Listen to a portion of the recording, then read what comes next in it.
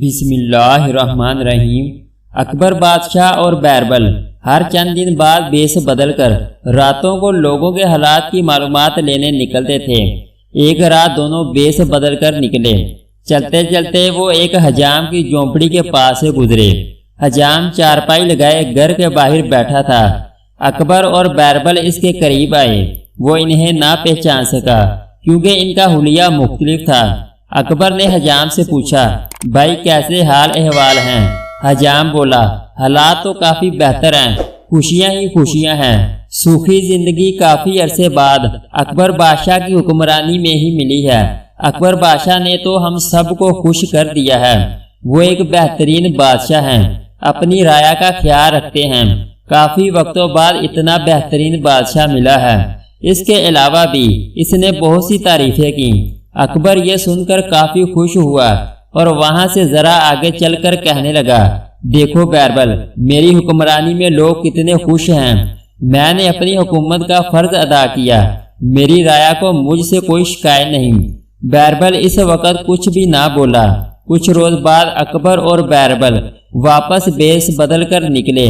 اب کی بار بھی جب ان کا گزر حجام کی جھونپڑی کے سامنے سے ہوا تو بادشاہ خیریت پوچھنے کے لیے حجام کے پاس رکا اور پوچھا، جی کیسے ہیں آپ؟ حجام بولا، کیسا ہو سکتا ہوں؟ اس وقت مجھ سے بدبخت اور بدقسمت شخص کوئی نہیں ہوگا۔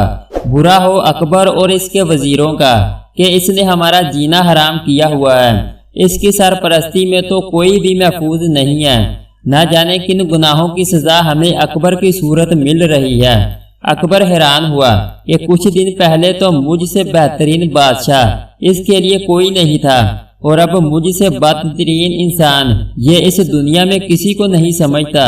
اکبر نے پوچھنا چاہا کہ ایسا ہوا کیا ہے، مگر وہ کچھ سنتا تو ہی جواب دیتا۔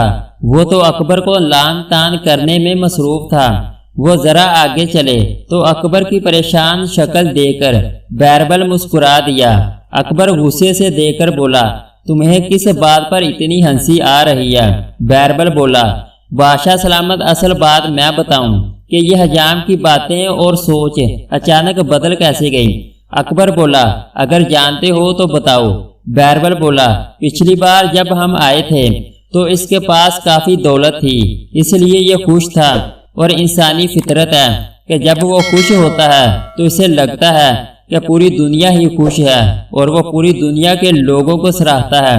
مگر 2 دن قبل اس بندے کا جائزہ لینے کے لیے میں نے اس بندے کی تھیلی چھپا لی جس میں اس کے پیسے موجود تھے، اور پیسے کے کھو جانے کا صدمہ اتنا گہرا اور بڑا تھا کہ اسے لگتا ہے کہ جس طرح یہ بے سکون اور پریشان ہے پوری دنیا بھی اسی طرح ہو سکتی ہے، اور اب اسے لگتا ہے کہ یہ آپ کی حکمرانی میں ہوا ہے تو اس کی ساری شکایتیں آپ سے ہیں۔ یہ سن کر اکبر بادشاہ نے بیربل سے پوچھا، تم نے ایسا کیوں کیا بیربل؟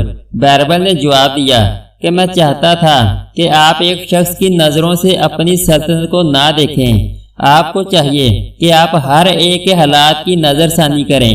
دوستو، انسان بھی کتنا عجیب مخلوق ہے۔ کوئی اچھا کرے تو اسے اس جیسا بہترین انسان کہیں نہیں ملتا۔